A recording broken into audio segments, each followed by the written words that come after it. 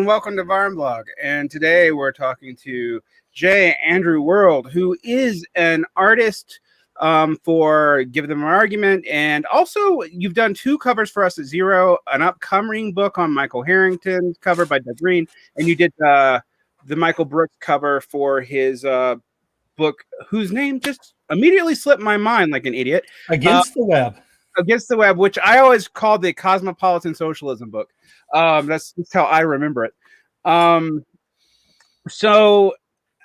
you are now into the movie podcasting sphere, and we're going to talk a lot about that today. You kind of accidentally do two, and now I'm probably going to be a guest on both of them. So you do Bad Takes with Joe Payne of, what is it, Political Pain, right? That's his channel. And you do Movie Night Extravaganza with Forrest from Give Them an Argument and Jacobin. But also, so far, I think there's like 20 people who've already been on that show. 3 episodes. So you want to put out that was a fourth episodes. Oh, 4 episodes. So let's talk. Let's talk about the kind of difference between the two shows, if you will, just to introduce my audience to what you're doing right now. Yeah. Forrest is a little more of he's actually went to school for film, and so his is a little more like academic film studies type movies, but he's looking at like older films, more respected films, not like cult. Although I did get him to do a cult film, but he's doing like a little bit more of the more popular fare. Whereas the podcast that I wanted to do was to have really smart people who know stuff about like a certain subject and watch a bad movie that's kind of tangentially related to what they want to what they know, and discuss the actual issues around the film as opposed to the movie itself, because the movie's really not worth talking about most times. Yeah, when you talked to me about coming on, you proposed to me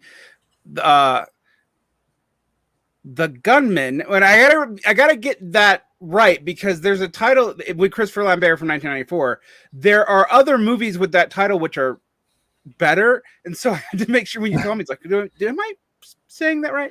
But yeah, which is, I guess, kind of about narcos in Mexico, but not really. Like, I watched it when you suggested it to me, and it's like sorta, but no. No, it's fun. I mean, like that's the thing about that movie. Like, it is enjoyable. I love that movie. I first saw it like in college, and it was just so we'd like run around going, "What's that sound?" It's like, "No, don't go in there. That fish will bite your dick off," and things like that.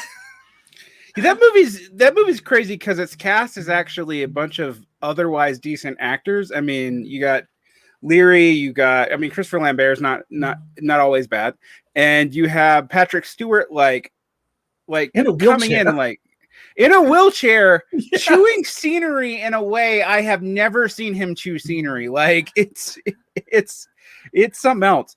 And then you have all those rappers too, as like the hit squad at the end. Oh yeah. But like every single one of them, it's like Big Daddy Kane and now I'm gonna blank on everybody else's name, but like the guys who did that Hey Lottie Dottie song, Hey Lottie Dottie, we like to party, we don't start trouble, we don't bother nobody, whatever, it's like all these great like rappers. Dr. Dre is one of them too. And Kadeem Hardison from who kind of was like not quite a movie star, but like second lead kind of man in the that point in the 90s, and then his career kind of fizzled out. But you had like a rock solid cast in this like completely forgotten movie, and it's a lot of fun, but it's also very much of its time. Yeah, I was surprised I didn't know about it, given that I love almost everyone in it, including Christopher Lambert, even at his most ridiculous. And so when you told me about it, I'm like, how do I not know this? I mean, I guess I was young when it came out, but I was watching a lot of crap in 1994 too. So, and I find that, I find it interesting when people go into pop culture with a political agenda. I mean, it's actually something that I'm a little mixed on doing personally. I used to make fun of the kind of Jacobin article that would be, that would do like a take on Game of Thrones, and it was just like if they only overthrew all the overlords at the end, and I'd be like, well, I mean, yeah, but also duh, and also I'm not really learning anything from this. So I think your take on it, and particularly on the Bad Take podcast, because we're dealing with two movie podcasts here, is interesting though, because you just use a kind of very fun, light movie as an end to kind of piece apart both serious things, but not in a way that is super pretentious or pretending to have like a strong take on the meaning of the movie or whether or not it's problematic, because of course it is, particularly if it's before like 2010. Yeah. I mean, the whole kind of genius of the film really comes from my love of the movie Rambo III. I love that movie too. It's so bad. and I just love the like the thing is there's actually like tried to make the culture of the Afghani people in the film, and I remember articles coming out because I was in middle school when junior high, junior high, because we had a middle school which was just 6th grade, and then there was junior high. But when that movie came out, I was in junior high, and I remember in my English class we had to like read a newspaper articles, and the Fort Worth Star Telegram carried this interesting article about the sport that they played with the goat carcass on horseback. Mm-hmm. And I found that really fascinating, and like this idea stuck in the back of my head from junior high about this, and like as I got older, I rewatched the film, and I'm just like, man, I want to talk to like a Middle Eastern expert or an expert on the region and about this, because this is kind of fascinating that they're using the sport like how a lot of movies were like like a high school movie would, where like nobody the new kid shows up and nobody likes him, and then he does really well in the sport and they're like, you're good at the sport, and he becomes like popular or like in with the in crowd or something like that, and they did that in Rambo 3, and like all of this has just fascinated me, and like so now I'm just like, I can get Jean Bajlon to talk about this. Yeah, you can. And he'd probably enjoy that. It's interesting as a contrast. I mean, I was just on the episode of a movie night extravaganza with you guys for Repo Man, and I am on the Once and Future episode on Paths of Glory, and I was with Gene, and I feel like we always bring like the weight of history to those like movies, like Kubrick movies, and you can never like totally parse them out. I mean, in a 2-hour session, and it's kind of innately frustrating with the kind of movie that like Rambo 3, you can actually do a lot with. I mean, just the Rambo series itself, because you look at, and actually this is an interesting thing about Sylvester Stallone's career. I'm kind of fascinated with those two series, because they start off as kind of lefty-ish, working class, sympathetic art house movies. And they become like the most garish Reaganite whatever through both series, like, of course of one movie with the Rambo. Yeah, I mean, and with Rambo, like Rambo 2 and Rambo 3 almost undo the point of Rambo 1. I mean, it's just it's sort of like, but it's the same auteur. You can't say it was just somebody ruining the script, and I'm fascinated by that. Like Sylvester Stallone always has like such weird takes on he picks like such weird roles too. Because if you've ever see like Nighthawks, for example, with Rutger Hauer and I remember that movie. Billy D. Williams. Mm-hmm. Sylvester Stallone keeps dressing up in drag to beat the bad guys, and he's basically cosplaying as Al Pacino from Serpico. So he's got like this big beard, the popular aviator glasses, the feathered 70s hair, and it's Stallone, so he's big too. And then he's dressed in drag like this to take down the bad guys, not once in the movie, but twice. Yeah, he's actually a person who I'm always kind of interested as what his politics actually were at any given time, because they seem like they've been all over the place. Yeah, and but have you seen the sequel to Saturday Fever, Staying Alive? Yeah, because he wrote and directed that too, and it's like, what even is this movie? Yeah, I know, it's so weird. And so I like approaching movies like that. I kind of have like my personal aesthetic when talking about film and literature is I kind of hate mid-brow stuff. I'm either going full all the way pretentious, or we're talking about the lowest end cult movie. And, I don't care about probably most of the Oscar bait for the year because it's just not particularly interesting to me. That's not always true. No. But I wanted to talk to you about your favorite 3 movies and maybe a little bit about how they informed you politically, actually. And they're movies that I don't think people are going to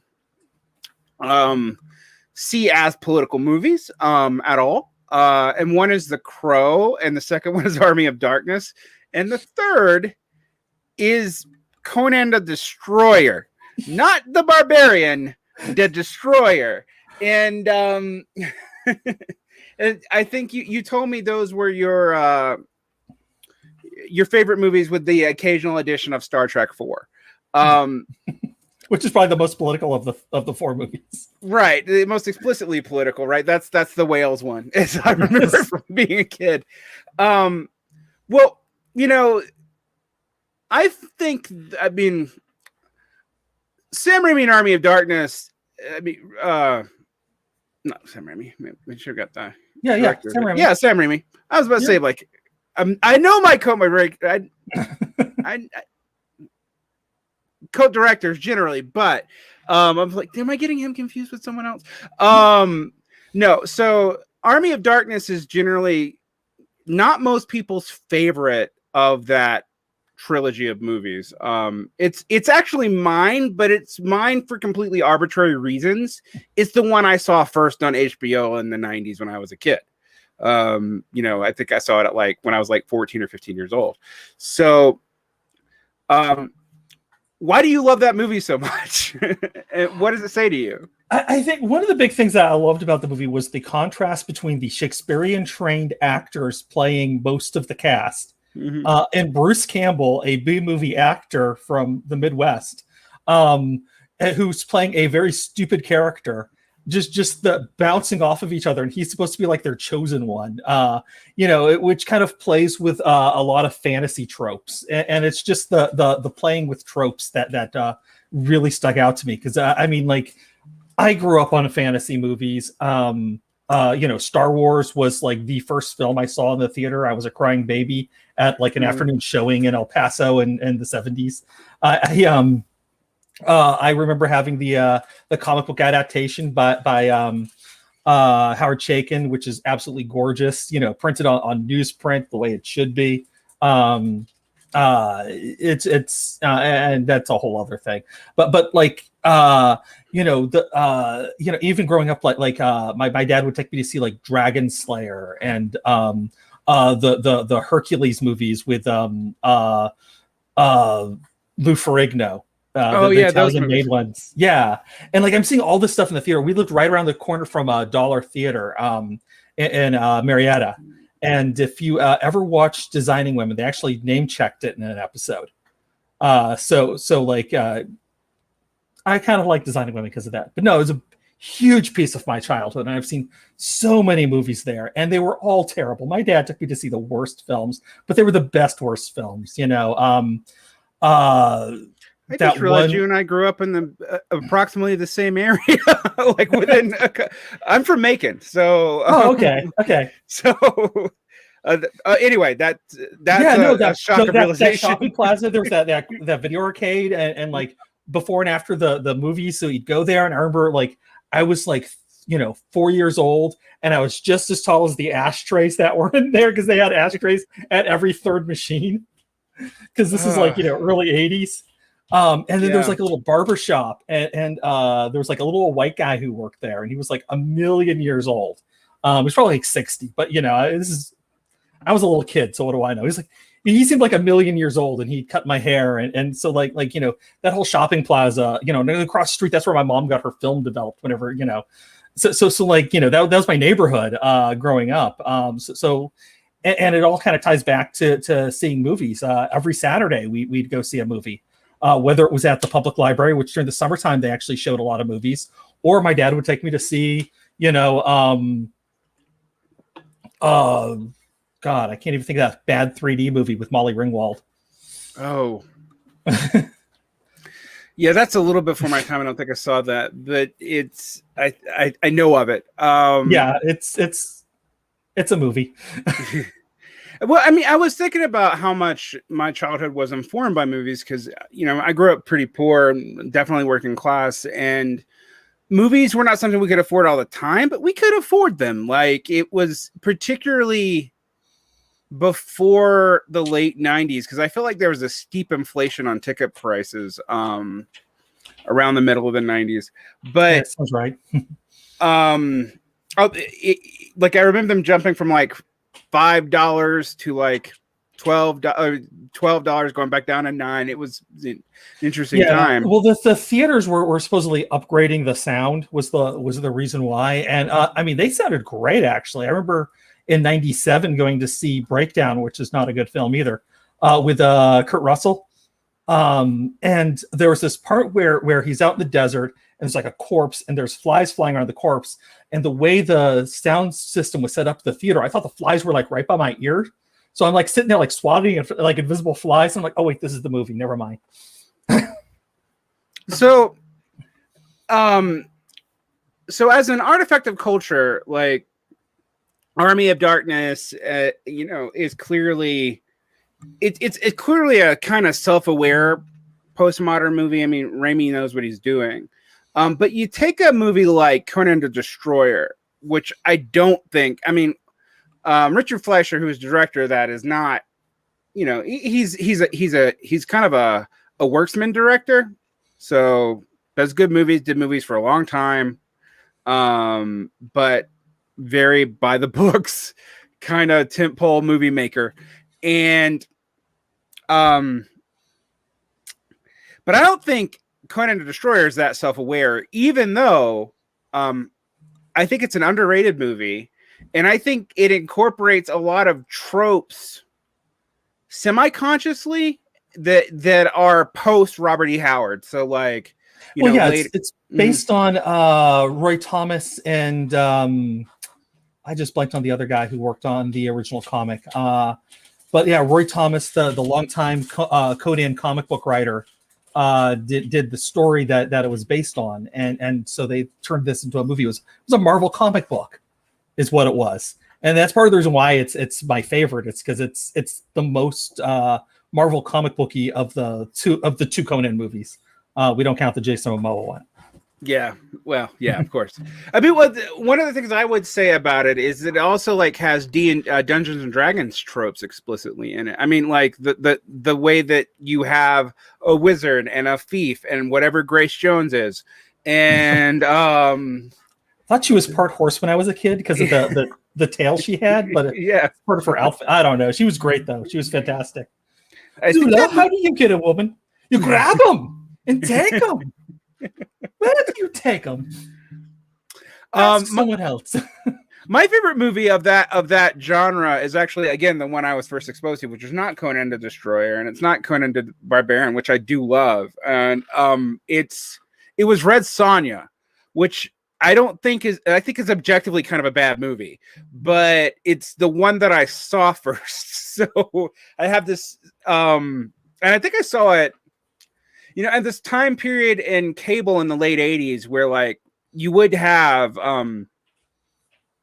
movies come on one of your 12 channels, and they were always like it was a bunch of these sword and sorcery movies that probably didn't do that well in the box office, so they were kind of cheap on syndication. Like I also saw or even a better one like Beastmaster edited. That's when I saw in the theater. Oh, you saw? I didn't realize how edited it was until I rented it as an adult, and I was like, "Oh, I've never seen this whole movie." My dad took me to see this when I was like 5. So, and the other movie you mentioned was my favorite movie in high school. Was The Crow. Do you want to talk about why The Crow is so important to you? Well, big thing is first of all, like it's an indie comic book. And I absolutely love comics. And it was an indie comic around punk music. And I also kind of have this big thing, mostly post-punk, and that's kind of what it was kind of leaning towards. It was there's a lot of Joy Division, some proto-punk too. Iggy Pop was a big influence. The Crow was actually based on Alice Cooper's makeup and Iggy Pop's body. So like, these are the vestigial elements that made up The Crow. And then you have a great director like Alex Proyas, who this is his first film, his first, full-length movie, I should say. He did a bunch of music videos before that, and he did some movies afterwards, and with mixed results. Some of them are great, like Dark City, and then he also did iRobot. Yeah. The thing I loved about this movie is just, it had that punk aesthetic to it, but also at the same time it was very like very thoughtful of color and mood, and would use color in interesting ways. And here I am in high school, doing all these art classes because I remember this. I missed the X-Files season finale, thinking I'd never ever see that ever again because they were going to cancel the X-Files because that's how things worked back then.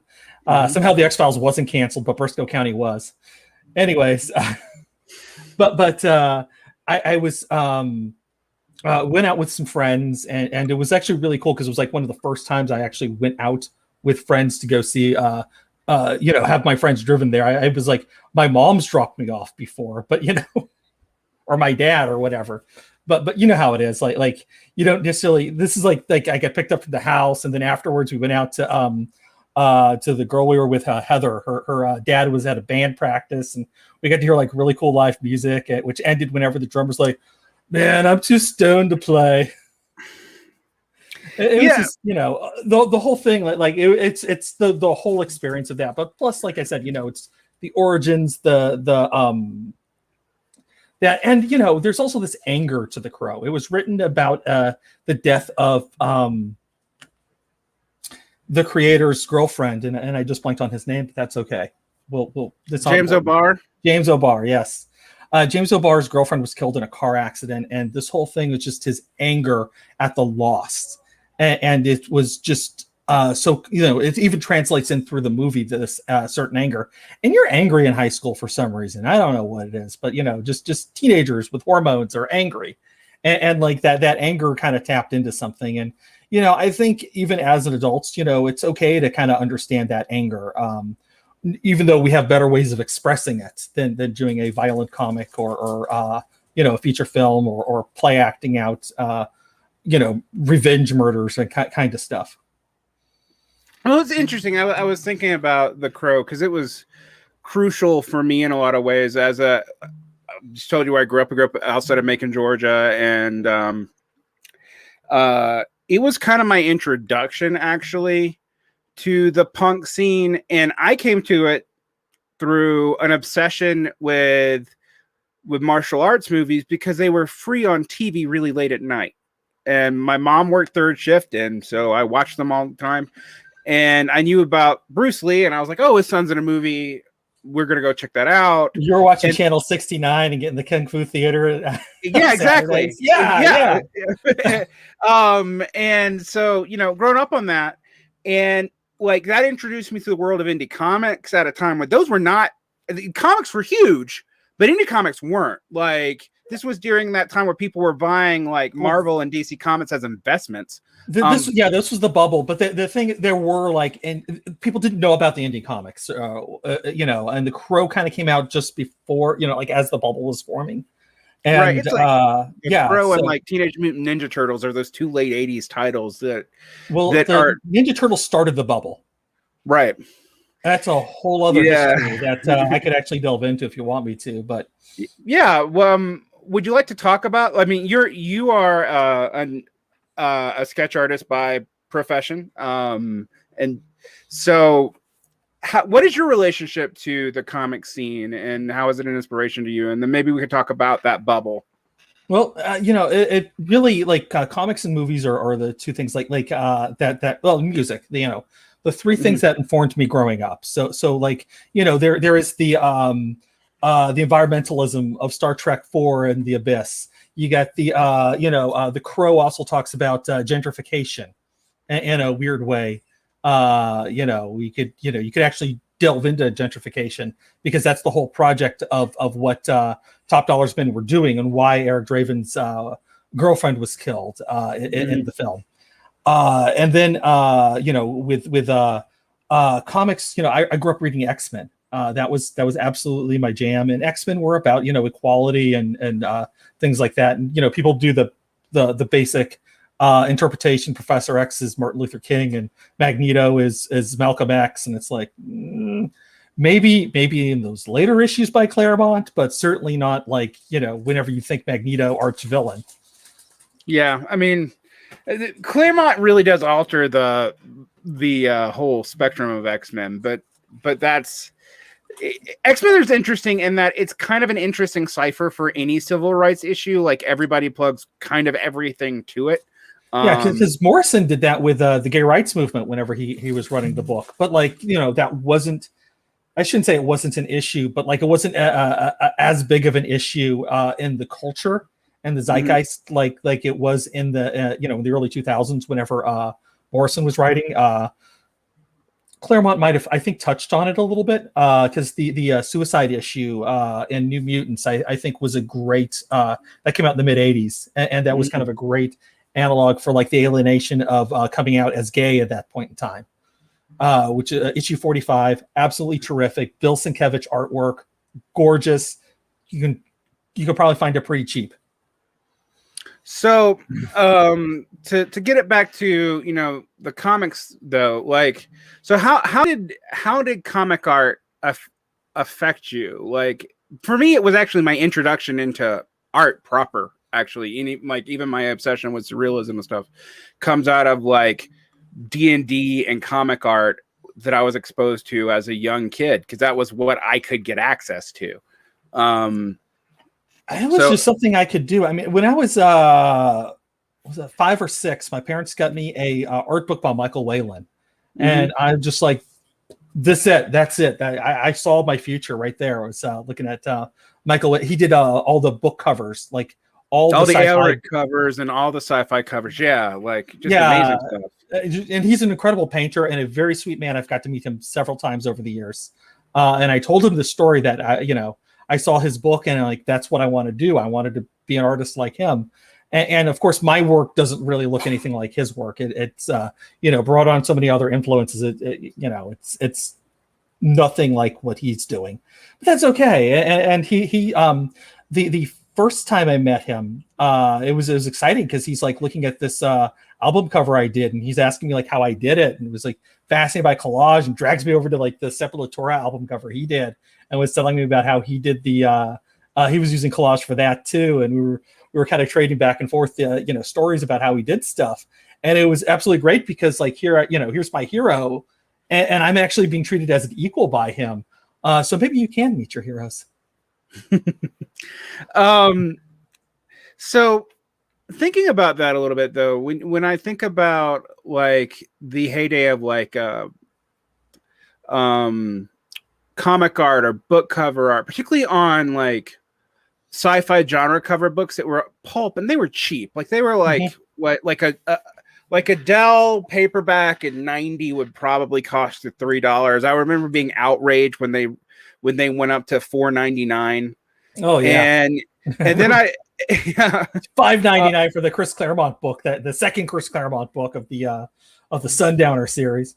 And I just remember like, oh man, I can't like go wash someone's car for that. But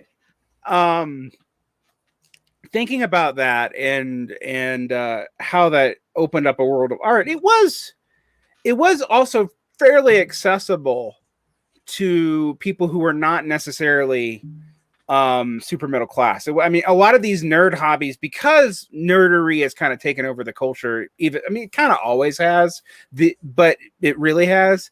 Yeah. So much of this stuff is prestige in a way that it didn't used to be. And the costs have risen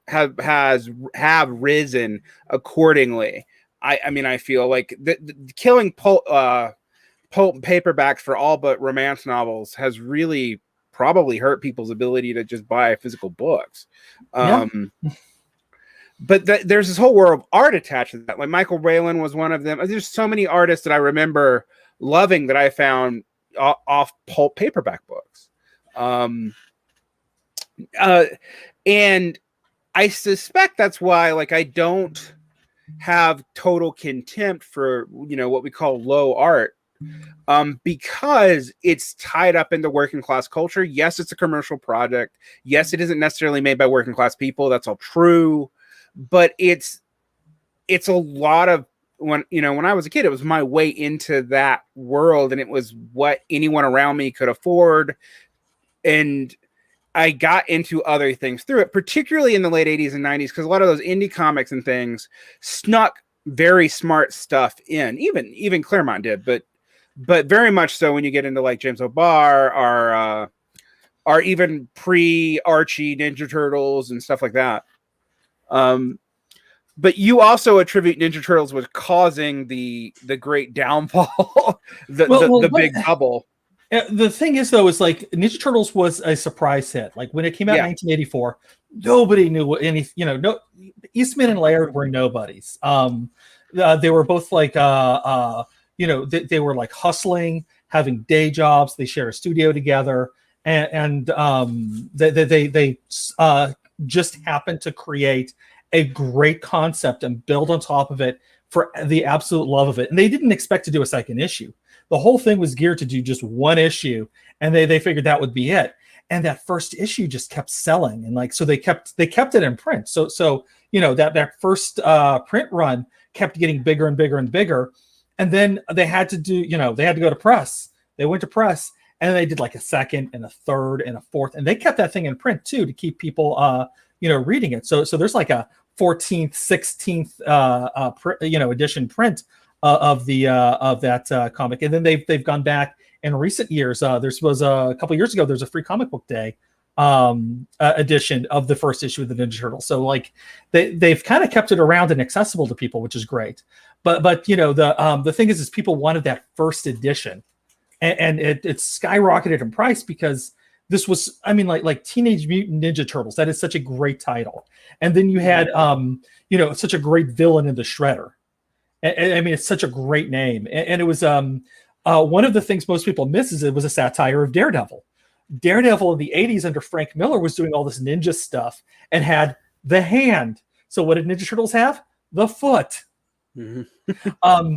The origin in that first issue, there was a kid who sees a blind guy crossing the street. He goes to stop the blind guy, spills toxic chemicals, which blinded the kid and created the Ninja Turtles, which is the origin of Daredevil. It's the whole thing's all tied into Daredevil on purpose, and you can see that because, like I said, they've kept that in print, even though that particular universe doesn't necessarily exist anymore, because they also ended up selling off the rights, which I don't blame them because it became more work for them than anything else.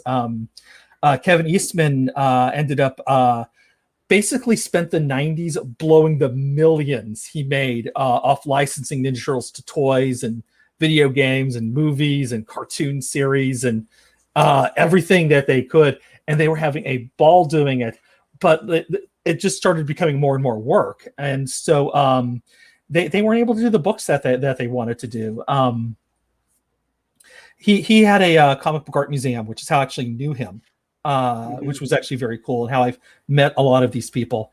And he was producing out of his own pocket the sequel to the Heavy Metal movie, which is an absolute classic.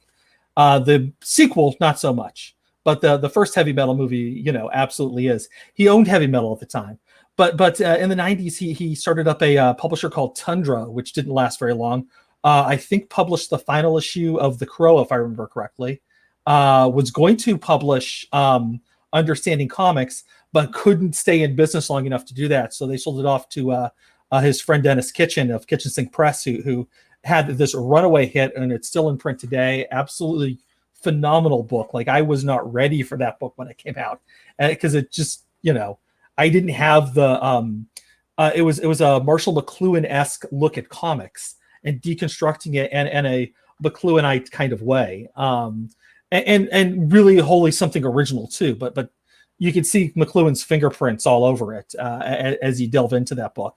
And if he held on and actually published the book, that would have saved Tundra. But unfortunately, he was giving like millions of dollars to people to create books that never came out. So he could never quite recoup his costs. And then he self-produced a movie, and a bunch of con men got into it because there's, rule number one with filmmaking: never use your own money. Yeah. Because of that, he had to close down the museum. He sold off his share of the Ninja Turtles to Peter Laird, and basically kind of like disappeared for a while. His marriage fell apart. I mean, it's just, not great what happened after he got conned. But this also was after the bubble burst, because like I said, Ninja Turtles started a bubble. People started thinking like, hey, I could buy this and make a lot of money. Batman movie came out, and all of a sudden Detective Comics 27, with the first appearance of Batman, is going for like a couple $1 million for auction. They're like, wait, you can buy a comic book and it'll be worth money years later? So they start buying up really stupid things like that roller disco comic from Continuity, or just whatever, because it's a collector's item on the cover. And they start trying to force collector's items with like holographic covers and all the slip backs. So I remember when I came into this, and you were seeing even first print, not aftermarket comics, but market comics just skyrocket in price with stupid gimmicks. And everybody was buying them, and they were getting their Wizard magazines, because you're like, oh, I can go to Walmart and buy this comic, and it'll cost me, I save up my money. It cost me $5-10, but I might make $200 off of it. And I'm going to go buy Wizard magazine to follow the value. And like, I just remember how every single one of those was super depressing. Cause I also was coming of age when the bubble was bursting. But I also think about the Ninja Turtles as an interesting study in what capitalism does to IP. Yes, because in 1986 was was the black and white bubble bursting. In 1986, there was a large amount of black and white comics that just and they were literally just publishing Ninja Turtle knockoffs, like radioactive black belt hamsters, sexy vixen something, foxy teens. Oh god, there's too many to recall. They're ridiculous. There's videos on YouTube you can go and watch and see all those ridiculous Ninja Turtle knockoffs that came out. But then like some of them got lumped in there, like that were actually good, like Usagi Yojimbo. I think people tend to think of as a Ninja Turtle knockoff, and it really isn't. They just happened to come out about the same time, and they were both like long-term labors of love. And then I think we also have like the Ninja Turtles. My association with the Ninja Turtle comics was not actually the original black and white ones, but the weird Archie ones, which kind of start from the cartoon in the mid 80s, but go Late their 80s. own late 80s. Yeah. When does the cartoon start? 87, 88? It was 88. Yeah. Cause it was right before I moved to Texas. This is big when I was in elementary school. Yeah, I remember being at Toys R Us and seeing that wall of Teenage Mutant Ninja Turtle stuff, and that was kind of my, like I heard about it, but I didn't know anything about it, and that was like my first introduction to Ninja Turtles, was seeing that wall and for the TV show coming out, and just like, oh, this is going to be big. Yeah, I mean the merchandising, like I remember Ninja Turtle toys replaced He-Man toys as far as like what you would get, kids. G.I. Joe was in the middle. Yeah. And there's this weird, like negative I mean, like in some ways interesting history, I mean, you could go watch, there's study after study on this now about how these IP properties were ways to sell toys, which were also ways to sell cartoons, which were this weird, strange feedback loop. But they would often quick collapse. So, you know, you'd have bubble expansion. I think of Transformers, and you have all these, you know, all this expanding IP, and then it would completely fall apart because they'd overflood the market, which was kind of my introduction to the business cycle as a kid, because you're just like, wait, you know, last year there's like 1,000 Transformer things that I can't afford, and I'm, you know, buying second and third hand for $1 on a flea market, and then it would just collapse. And then like 5-10 years later, all these things would be weird collector's items worth like $50-$60, or, you know, hundreds of dollars if they were still in packaging. And you're just like, how this is not rational. Like, even as a kid, I was like, this doesn't make any sense. Like, why is this thing that I could buy at a flea market, aftermarket, for super cheap, now worth a ton of money, but it might not be at any given moment? Just doesn't seem rational. But it is interesting how much that killed. Like, you know, whole industry sprung up around that and then collapsed with it. I mean, physical comic book shops were a bubble in the late 80s, early 90s. Like, they were everywhere. I got caught up in that. My friend decided he's going to open up a comic shop, but the trick of it was going to be in the trunk of his car, and we were going to just open it up after school, and we're going to make mad money. And this was like, as the bubble's bursting, and I'm like, okay. So I ran the zine, which was a lot of fun. I think the zine was the best part about the whole thing, was just me learning how to do this stuff. And I like wrote every article, did the graphic design work, illustrated it, made covers. It was a blast to kind of like cut my teeth in that. And you know, we made like no money. And then all of a sudden one day I come, you know, we're hanging out and I look over and I'm like, why is the cash box full? And he goes, oh, I bought it back some magic cards and sold it to preschoolers. Oh yeah. Oh man. Yeah, no, he worked at a preschool afterwards and like taught the kids how to play. Maybe it was like an after school program. It was like elementary school kids. Oh, it's interesting thinking back about that time period though, because I also I blame a lot of my entry into political writing and editing actually as being part of Zen Culture in the 90s. And Zen Culture, I guess, like we talked on the Repo Man episode on Movie Night Extravaganza, if you want to go check that out. We also talk about how punk culture could go either way politically. It tended towards extremes, but it could go left extreme or right extreme really quickly. And similar with zine culture, like zines tended to be anarchist or communist, more anarchist actually, frankly, than adjacent, or what we might now slur as anarcho-liberal. But they could also go very right-wing. And getting into that culture as like a 15-year-old is where I discovered a lot of this stuff. It was like that and listening to college radio with literally taking a coat hanger to a boombox from the 80s and running it out your window with a wire. Because we're still in a very analog world. I mean, and we were making zines by basically, you know, one of my friends was had a slightly more affluent middle class parent who had access to a copy machine. And that's how we made them. I remember getting in big trouble in high school. They changed they started to enforce the dress code. They didn't actually change the dress code. We could wear hats in high school, but it was against the dress code. They started to enforce the rule. And like, you know what, if that was it, you know, it's like, fine, whatever. I don't like the fact that you're changing the, you know, this approach to it. But like, if that's the rule and somebody's making you do that, I understand Mr. Principal, who ended up being a pedophile, but he was also seemed like really nice and talked to all the students. Now I know why.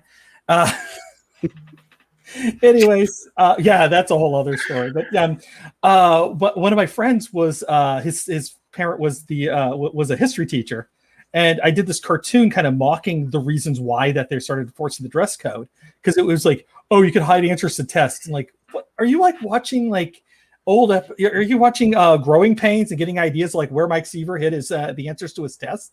Is that what's going on? Because if that's the case, he uses shoes and not a hat. And our justification for banning hats now is because it hides your face on the digital cameras that they monitor everybody with. But that wasn't true when I was in high school. They didn't have those yet. No, and the thing is like I said, it was so I made a cartoon about this. He photocopied it on the school copier and just we plastered it everywhere. And I remember we got in big trouble about that. And it's like, did you know anything about him doing it? I'm like, he just said he had access to a copier. I didn't know what was going on, which is true. I shouldn't have narked like that, but I should have taken the blame too. And then the principal just like leans over and is like, "It's really good. Can I keep it?" I'm like, "Yeah." You want to sign it for me? Awesome. It's like after I get in trouble, I'm like signing cartoons to my principal. Yeah, I actually almost got expelled for something like that. So we, when I spent a little bit of time outside of the United States as a kid, and I'm of a non-Protestant persuasion, and I was exposed to Hebrew as from my dad's side of the family very young, and I was writing in Hebrew, just practicing while I was bored in math class, right? And again, you wouldn't think this is a working class thing, but my father comes from part Jewish family, and they wanted me to try to like maintain his heritage. And my teachers accused me of being a Satanist because I was writing in occult symbols. And I was in like 8th grade, and so like, was this in Georgia? Yeah, this was in Macon. This was outside. This is in the rural area outside of Macon, right? And we're watching. I do this, and so I become like obsessed on pissing these people off, and so I started in my zine doing a thing on alternative religion. So I probably was like what you would do as a freshman in high school, but like a book on every Wiccan I knew, and this that, and the other. And they literally tried to expel me for spreading what's it, Satanist propaganda at school, which I was like, this was the age of the internet and the library, so I looked it up and I was like, you can't do that. Like, even if I was, you couldn't do that. So it was my first foray into really telling authorities to screw themselves that weren't just cops harassing my family. So this was, a larger systemic issue that I was like, this is ridiculous and arbitrary. And it kind of, it pushed me more and more into political writing, ironically.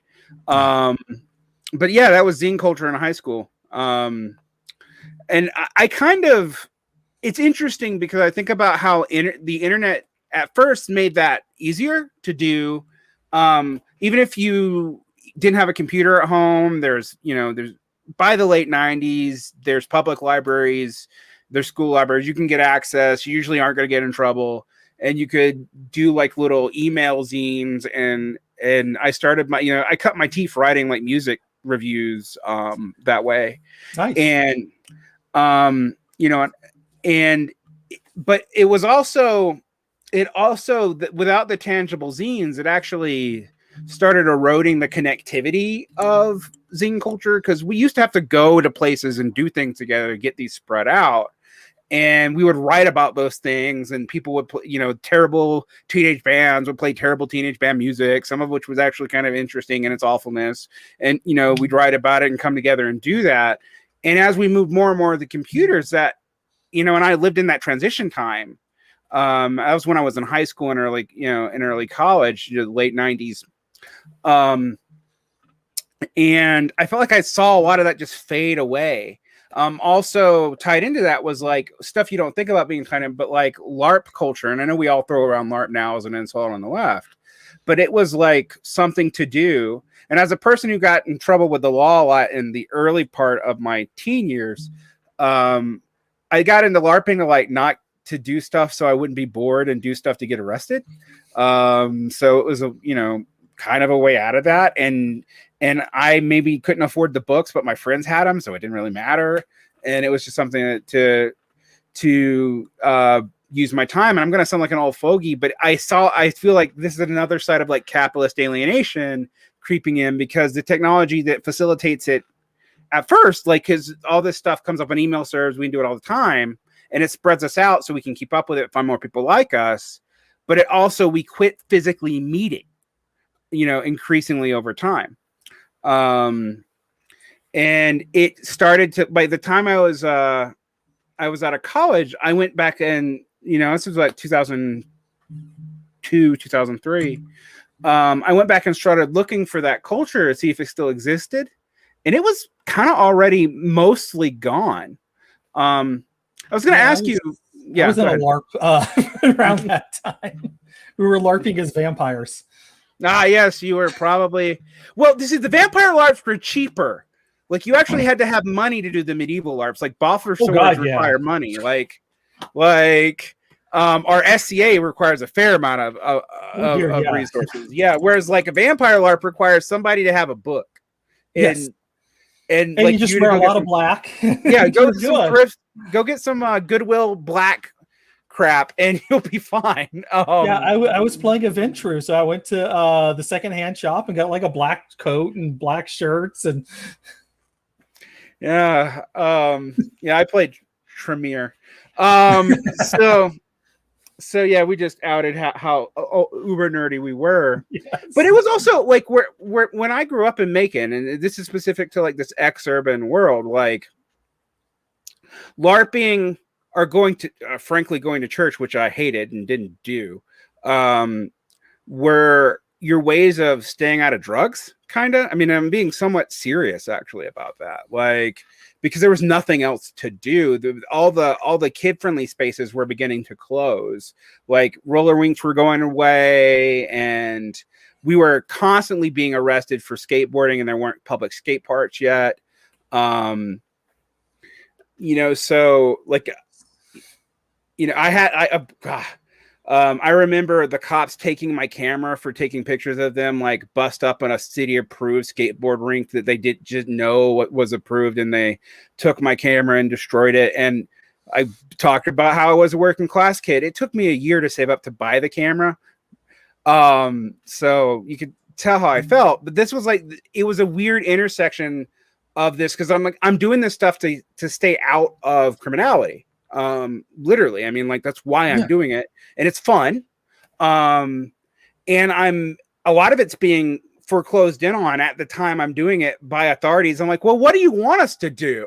Like, do you want us to do drugs and get pregnant as teenagers, and like, because we have an epidemic with this where we're living, can you like quit like shutting down any space for us?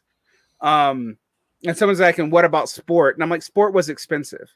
Even school sports required money. Yeah. Like, you had to buy a lot of your own equipment. So I did do sports, actually. I was a wrestler in high school, but like, it was because I had a cheap package. I only had to buy a singlet. And that has gotten a little better on school rules, depending on your state now. But some of those, even now, some of those like entry packets you need to join, like a cheerleading or some of the sports, can be up to $1,000 now. I mean, unless like, you're in Texas, like Texas is socialist when it comes to football and cheerleading.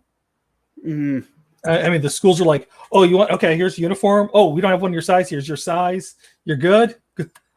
I mean, they spend so much money because I went to high school in Texas and saw this firsthand. Actually, I remember that about Georgia too. I used to think of it like, because the football coach made like the same thing as a superintendent, almost, like, I think like $1 less, and I would be furious about it. But then I realized both as a teacher and as a student. But then I realized, like, that was not paid for by the school board or the school district. It was paid for by booster clubs. And I was like, were you near McEachin High School? No, but I know about it. Okay, yeah, because I had the big that would have been the high school I went to if I stayed in Georgia. With the big fiberglass Iggy Pop statue. Oh man. I'm taking you back. I remember that. Yeah. You know the secret of the Indian, right? No, I don't. Okay, if you stand in a certain place where his hands are placed, it looks like he has his pants down. That's the secret. All right. Sorry. I was going to ask you though. How did you want to talk about how you got into doing sketching and art for political podcasts? Because that's A, not an obvious art path to take, and B, it is an interesting, way to use your talent. So how did you get into that? It's kind of a weird, like, winding story because I started, I wanted to do comic books in high school, went to college, really, I think I developed some good skills in college, came out, and I just couldn't figure out how to break in, because it's one thing college doesn't teach you is how to market yourself or anything like that. I didn't have the money to like start up a website or the knowledge, because back then, like, you had to code it yourself, and or get like a GeoCities page, or and have like really just shitty whatever's flashing on there. It was kind of a bad time, really, as far as that goes. So like I couldn't quite find my niche.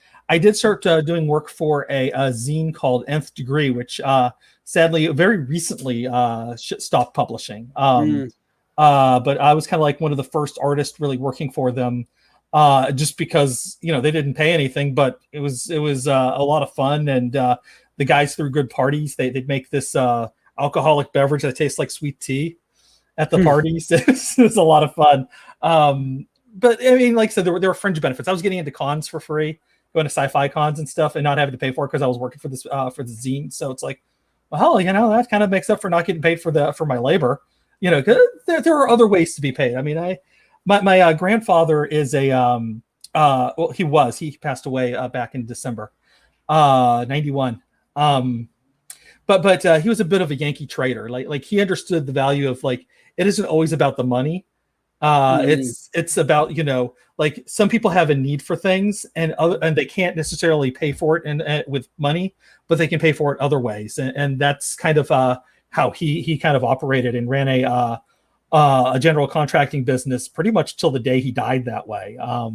Working for the city, doing actual, like, paying jobs and making good investments. I mean, he bought up a ton of land in New Hampshire, and there's a baseball field named after him in Barrington, New Hampshire. So if you go to the Don Smith Field, that's my grandfather, everybody, and he's no longer with us. So just pour one out for him while you're there for me.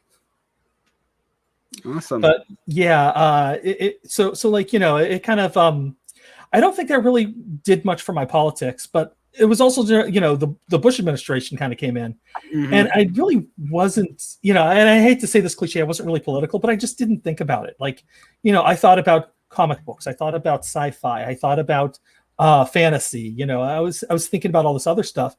And then I'd read something like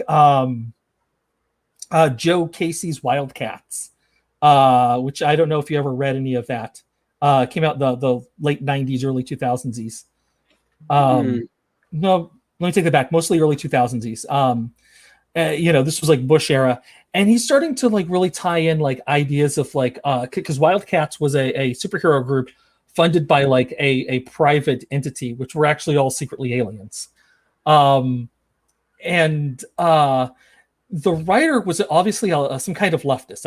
I'm not going to say what his politics are or anything like that, because I actually don't know.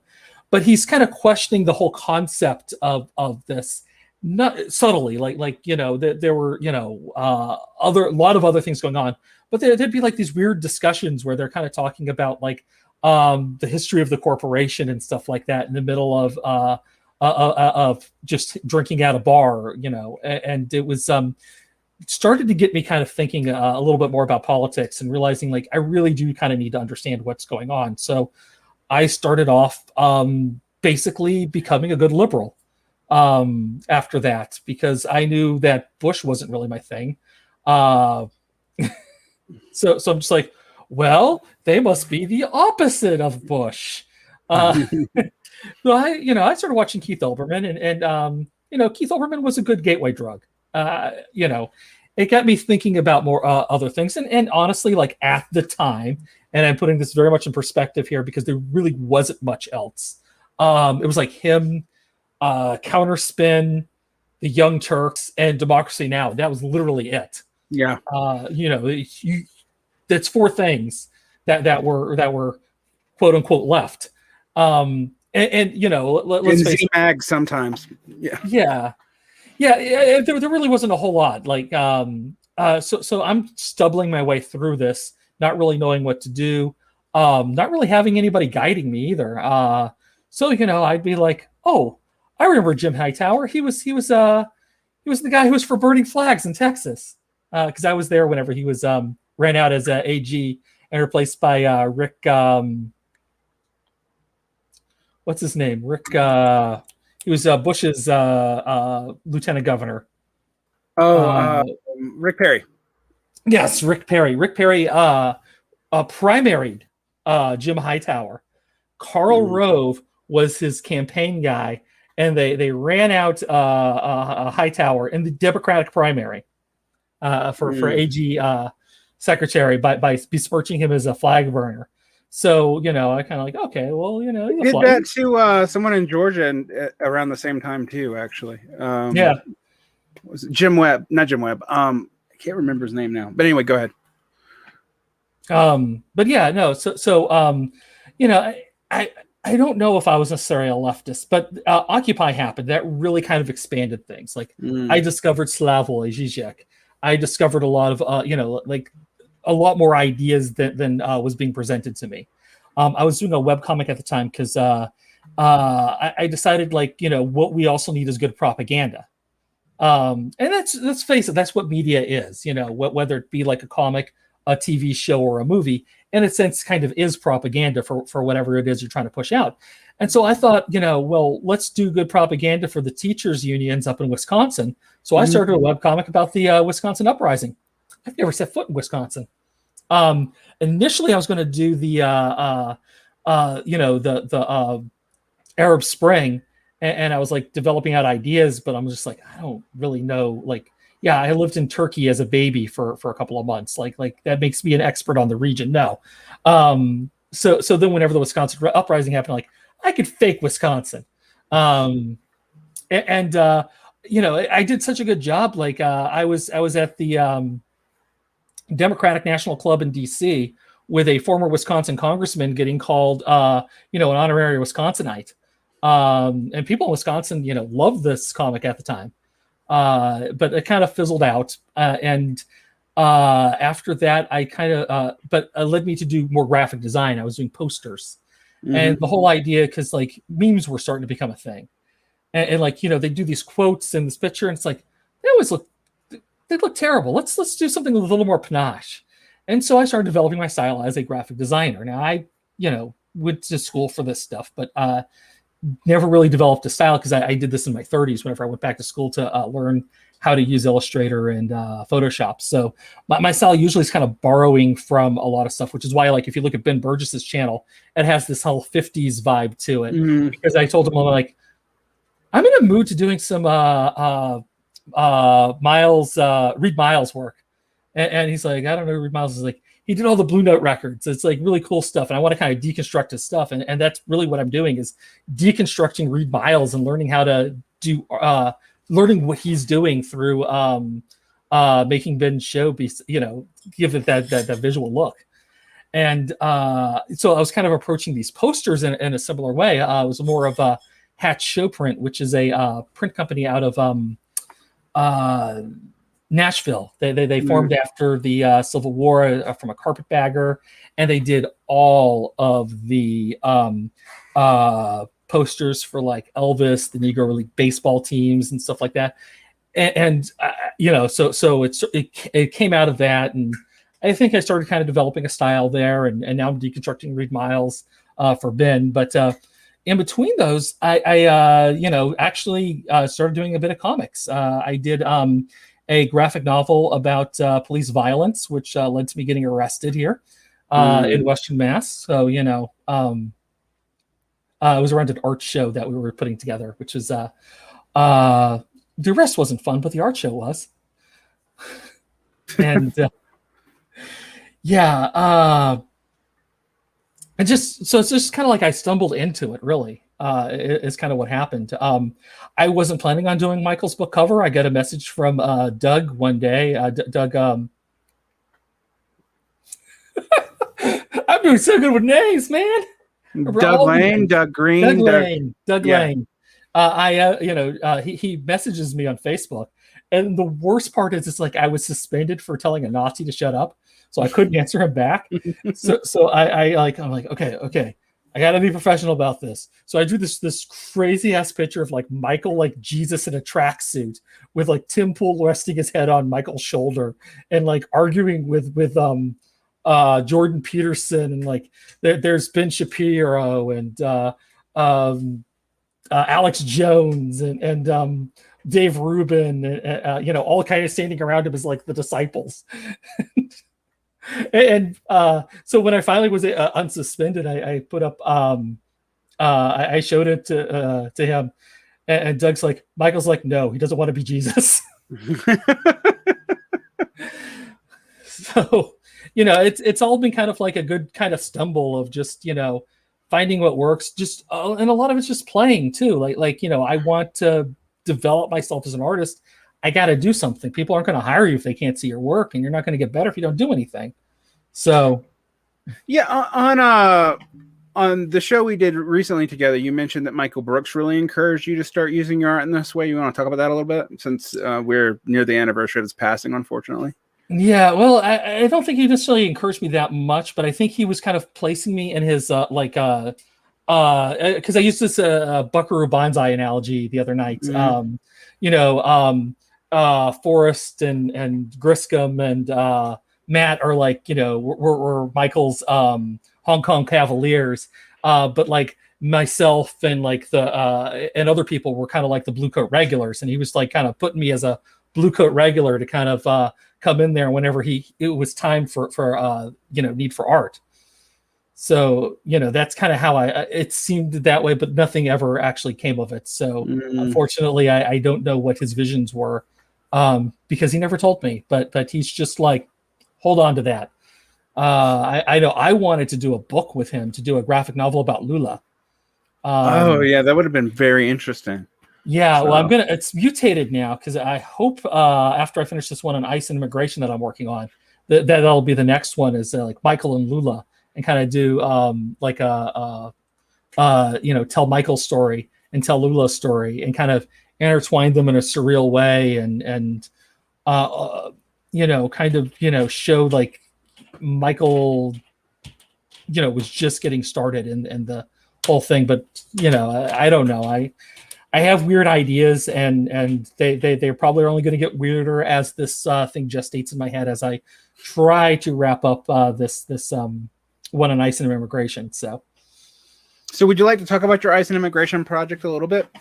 Since I feel like it's been stalled because I've just been doing so many other things. Gene's giving me money, and he's like, draw this for me, and I'm like, okay, Gene. So like, I'm never actually going to get to the end of it, I don't think, because it's like, hey, can you do an album cover for me? Here's some money.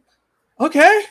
Yeah, that's the thing about gig work, is you often like, well, yeah, I'll do it.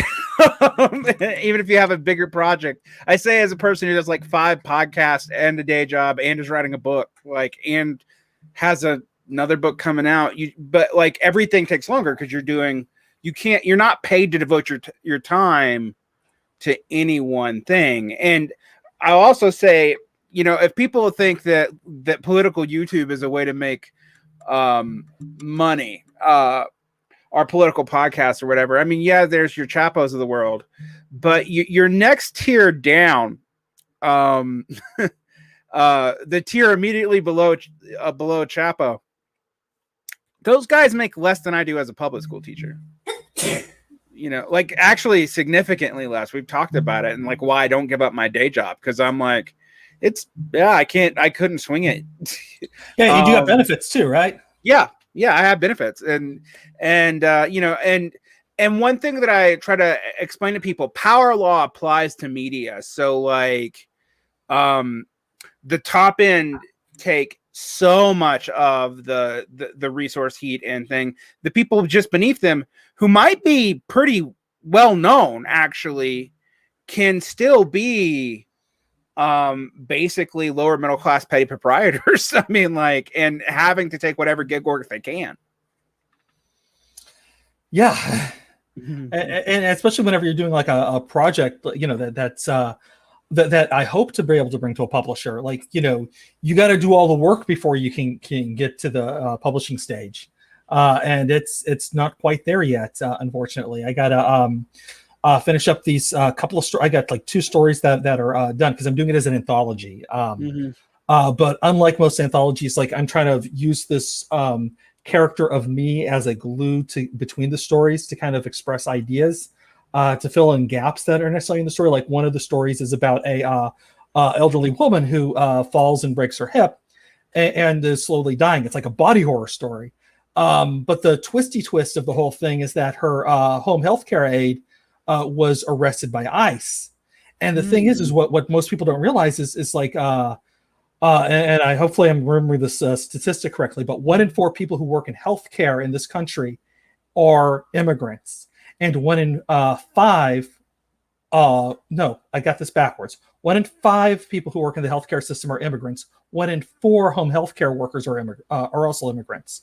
So like, you have a large chunk of the immigrant community being used as like things like that, and the story itself doesn't necessarily tell you that fact. So I come in as like this Scott McCloud-esque narrator. Like, if you've actually read Understanding Comics, it's kind of that approach to introduce the story, but also a little bit like the Crypt Keeper or one of those old Uncle Creepy or whatever horror anthology you want to name check. Which Uncle Creepy has not aged well. No, it has not. But Creepy is a great book, and I highly recommend it if y'all haven't checked that out. Just, there's some great reprints. The artwork is just so gorgeous. Oh man, just amazing people at the top of the game. And comics don't look like that anymore. It's sad because those are master illustrators. Yeah. So thinking about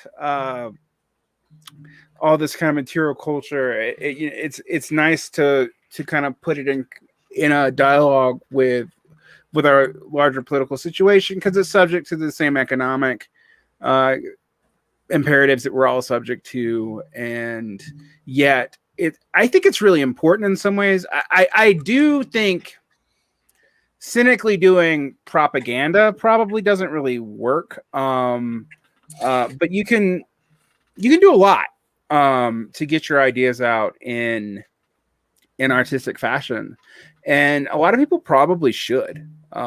So yeah, I think more people should, because it really does, it's also a way to kind of present the world too.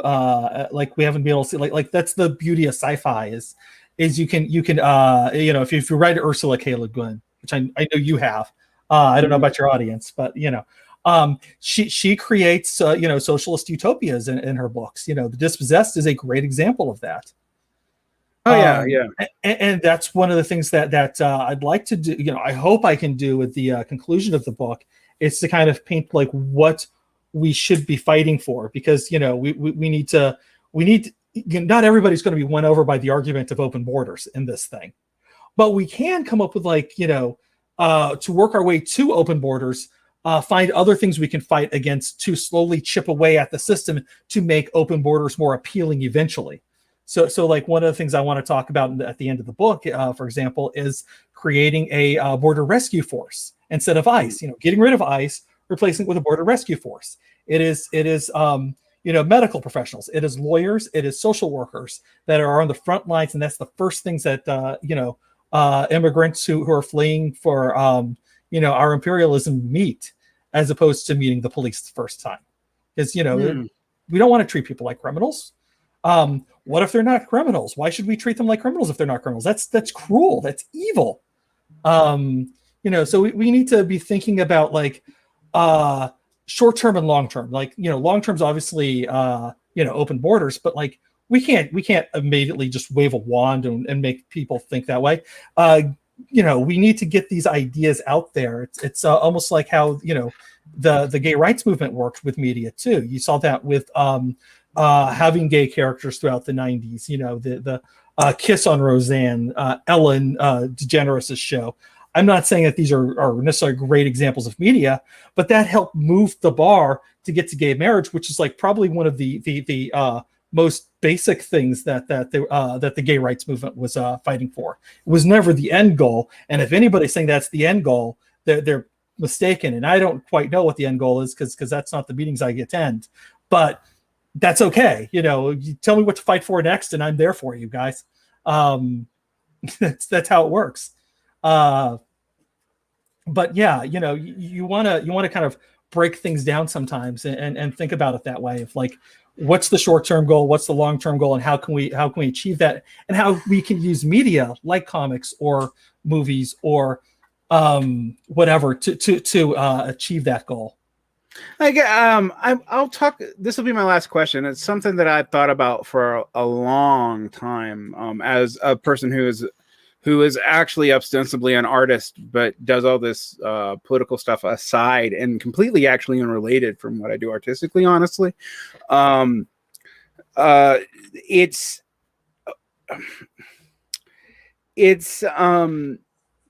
always torn by specifically the example that you're giving me on culture issues in media, because on gay representation, queer representation in general, even on gender representation, I have seen media have an effect.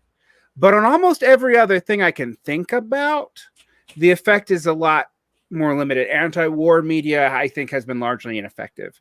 But that's a whole other, like, anti-war media is really hard because like we've talked about this at the on the stream that's Paths of Glory stream, you know, about when you try to make anti-war media, it can also be interpreted as war media.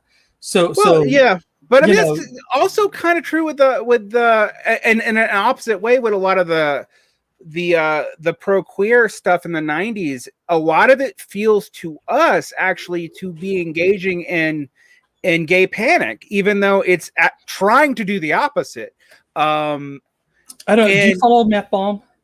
Yeah, I do. Yeah, he really does break down a lot of that stuff very well, I think. And you're right about some of it. But some of it was actually really like Frasier, which I stopped watching for other reasons than the quality of the show, which I'm not getting into on here. That's fine. Yeah. Frasier ended up being like a very positive, like a very gay positive show compared to say like other things like Roseanne kind of was homophobic, right? In a lot of ways, even though like they had the big gay kiss and they had gay characters and whatnot. Yeah, I mean, I think it's interesting when I think of it almost as a dialectic, but also you have to think about what you're trying to achieve, right? Because when it comes to bigger questions where violence is involved, media, particularly visual media, tends to romanticize violence, and there's almost no way to film it without doing so because it's necessarily stylized. You when you see real violence or anything that even approximates real violence on cinema, people just often can't watch it. And I don't know that I want people to either. I didn't bring this up, but like the most effective anti-war movie is Grave of the Fireflies. Yeah, it's for those of you who don't know, it's an anime. I believe that was Miyazaki who did that, if I remember correctly. It is his studio, at the very least. But it is about the effects of World War II on the Japanese people, as seen through a family, and oh my God, the movie's going to make you cry. It is a fantastic film, but like that's anti-war to me too. Like you gotta, it's not just, because a lot of anti-war is like, we're going to show the violence, but then it gets reinterpreted because like almost like the violence becomes a cipher in within a void. You can remove it from the context of the film, and that's what people get out of it is whatever that cipher is. Whereas Grave of the Fireflies, it is hard to take because we don't see that violence. Yeah, I mean, I think the that one, I think Miyazaki is like that with environmentalism too. Actually, he's like that with a lot of things. I mean, with mixed successes, yes. Yeah, Nausicaa is also a pretty anti-war movie, but it's not as successful as Grave of Fireflies because it's explicit. It also shows the violence too, right? Yeah, and you want to see that action. It's a great movie. Just as a film, but yeah, no, it's I think it's when you show the violence, people will because you segment things, you segment different parts of a book, you segment whatever what you see is sometimes you put yourself into it and create your own context out of it. And I do that a lot, and I fully admit that I do that whenever I read articles. Sometimes, I get what I want out of it, but that's not what the article necessarily was about. You know what I mean? I think movies and media can be seen like that as well. I definitely see that. I would say, I think, I hate to use the term dialectic because it's abused in Marxist circles, but I think this really is one where, like, in some ways it's hard to make art that doesn't reflect the culture, and art that doesn't romanticize what it's trying to critique. And it's not just with war. I think about, like, how many anti-capitalist movies has Martin Scorsese tried to make that are interpreted by most people who watch them in the opposite direction. And most of them even have Wall Street in the title, but like, and not that Scorsese has a particularly coherent, like, socialist vision of what he's against capitalism for. His stuff is actually mostly moral Catholic reasons, but and yet every one of his movies about Wall Street greed and capitalist excess tends to be interpreted as, by people watching it, as weirdly sexy and pro-capitalist. So it's not just war. But I do see what people talk about with the gender issues, because that's the one counter argument to my, art usually just reflects the culture. Even when we're pushing on it, we really can't push on it too far, because it really was. But I think the examples you keep using is like they're reflecting not the people who are being affected by things, but they're like Roseanne, was the early series of the TV show was essentially great left propaganda, because it was focused on the real world effects of the deindustrialization of the Rust Belt and how it affected this family. Yeah, I mean, it is basically one of the few portrayals of what I would call cultural working class, as well as what the Marxist sense of the word working class families on TV. Nothing's made sexy. Deindustrialization is treated as a real fact, and the living space is an actual viable living space, as opposed to like somebody who's supposed to be making like just above minimum wage, but living in an apartment that would have cost a couple $1,000 a month in 90s money. So yeah, I mean, it's. I will say, like, Roseanne, though, is also one of the last shows to do that, because in the 70s there are a lot of sitcoms that do that, like Good Times. Yeah, Good Times, All in the Family, even the Jeffersons, which get into the petite bourgeois world of that. Like, they're much more. Yeah, the Jeffersons was directly about class too. Right. It was a little bit about race and a lot about class. Yeah, it was about like specifically working class and petty B people and their conflicts, and then like the real rich who are like looming over them all. And it's I watched that in reruns as a kid, but I also think about watching like Sanford and Son as another. So Roseanne, weirdly, we think about it, it's kind of an innovative show, but it's also a show that calls back to things that were more common as a TV experience from the 70s in particular, and the beginnings of deindustrialization. Whereas by the end of the 90s, we seem to have erased that from TV. Even when we do talk about it, it's not portrayed in a realistic way. Like you could argue Married with Children might have been the last one. Right. Although that was kind of concurrent with Roseanne, so like that's not a good argument. Yeah, I mean, it's an interesting thing. And you also, I guess maybe you see it sometimes in cartoon satire now, but that's about it. So we've been all over the place with this conversation. We've talked about Marietta. We've talked about politics. We've talked about our mutual love of 80s sword and sorcery and schlock horror. Anything you'd like to say in closing? I think we covered a lot of stuff here. but definitely check out my podcast. And if you ever want to like tweet me about movies or anything like that, you got my Twitter right there. Yeah. I just love talking about stupid shit. And like, I get it. I know. I was just talking about Bill Tucci's She, and how he's like all offended about an F word showing up in a young adult graphic novel. And if you know the comic book She, like the very first page, the first issue marketed towards young adult readers, mind you, in the 90s, is that of a naked woman. So yeah, wow. Yeah. So but like just join me for fun conversations like that, and we'll have fun. I'd love to do that. I love those kind of tweets. All right, so follow him on. Is Bad Take launched yet? Or we did 2 episodes. We did first episode, which we watched. What was that movie? Iron Mask with well, they say it's with Arnold Schwarzenegger and Jackie Chan, but they're like only in the first 20 minutes of the movie and then show up at the very end.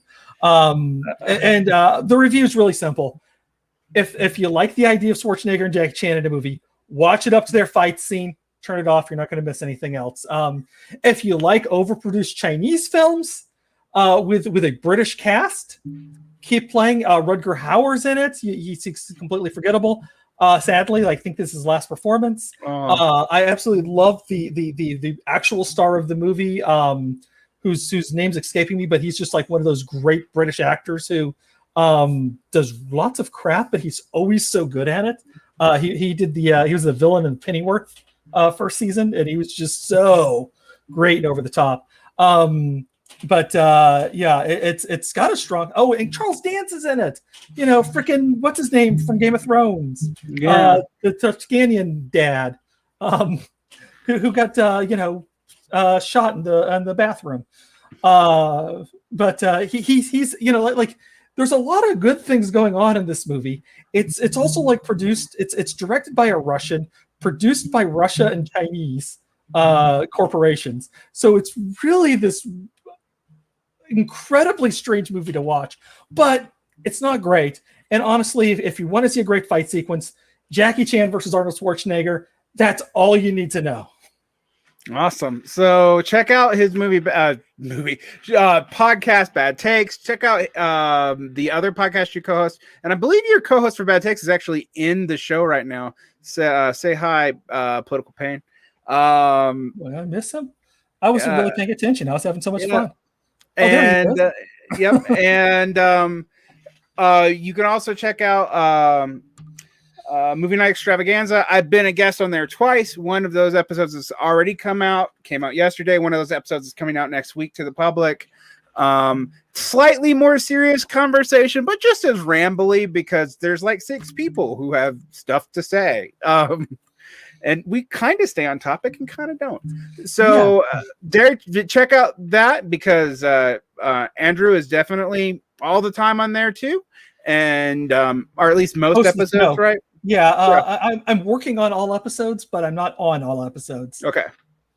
But check out Bad Takes and check out Movie Night Extravaganza, and then check out the books he's done covers for. One isn't out yet, but it's a really good cover. So it's actually one of the Zero books covers that I like. I shouldn't talk about my other job, but Zero has a style, and Andrew does participate in that aesthetic, but does a slightly less memeable version of it. So I think I love your cover for the upcoming Michael Harrington book. So thank you. I'm excited about it.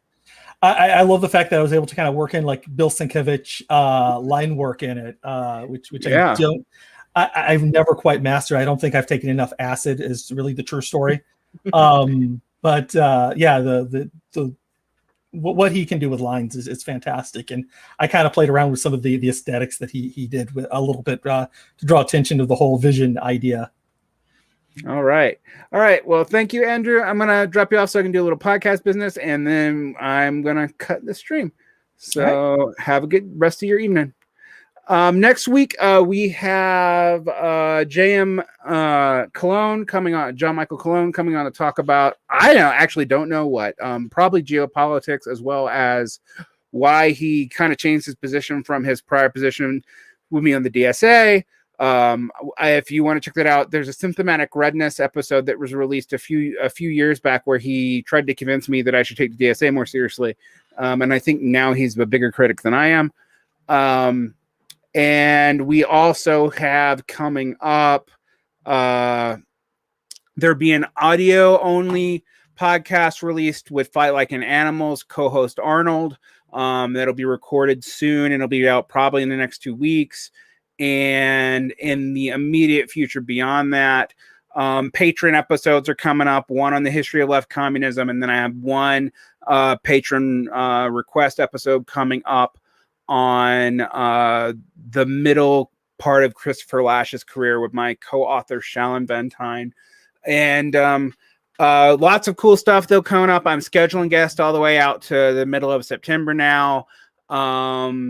Like and subscribe, hit the bell, give me reviews, particularly the podcast. We're still a new thing. Actually, my patron's doing really well, but outreach on the show is still kind of low. So if you want to help me with that, that'd be great. Doesn't cost you any money, just a little bit of your time. And I'd appreciate it. Have a great evening. And check out Andrew's work. I'm going to be on those shows. I think I'm also supposed to come on Bad Takes, and his co-host Joe Payne from Political Pain and Bad Takes will be on my show. I don't have a date locked down, I don't think yet, but it's definitely going to happen. Have a great day.